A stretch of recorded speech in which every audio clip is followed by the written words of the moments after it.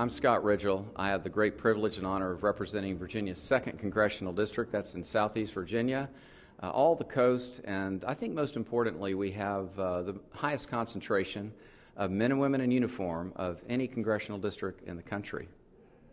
Well, where we are now as a country, we're in a very, very challenging time. I think as challenging in some respects as any time in our nation's journey. At present, Congress is not meeting its obligation. It really threatens the future not only of Republicans and Democrats, but independents and folks who've never really thought about it before. So we've got to do something different. And I know as a businessman that when you want to get something done, and you're tripped up in an agreement or a buy-sell or something like that, well, the default position is let's meet, let's talk, let's listen to one another, and instead of focusing on what separates us, focus on what we have in common. And of course, for us, it starts with just this simple realization and appreciation of the fact that we're first and foremost and always Americans before we're anything else. Engagement, reject apathy, get informed. I tell folks, look, get behind a candidate one way or the other. If it's me, terrific. If it's the other person, that's all right. But we need to have a working knowledge of the difference between, for example, the deficit and the debt. I think folks need to really understand that.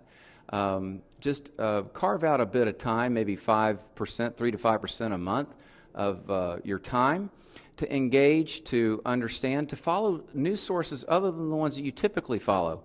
If you watch Fox, dial in a little bit, well, to MSNBC, and conversely MSNBC to Fox, and, well, honestly, there's better sources than that, I really believe, some that aren't quite as harsh and as biased.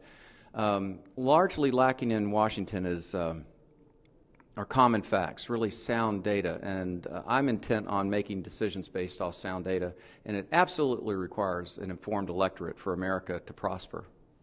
Well, it's a prosperous and it's a beautifully diverse country where men and women are, just like Dr. King said, are truly evaluated and based on not the color of their skin, but really the content of their character.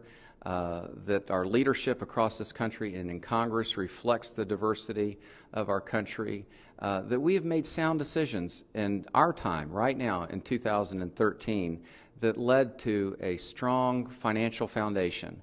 That allows the next generation of Americans to have that great blessing to pursue their dreams, to have the opportunity and freedom, and not to be shackled by generational debt. That's not right, and we've got to get on that. It's a really pressing concern for our country. Go to nolabels.org.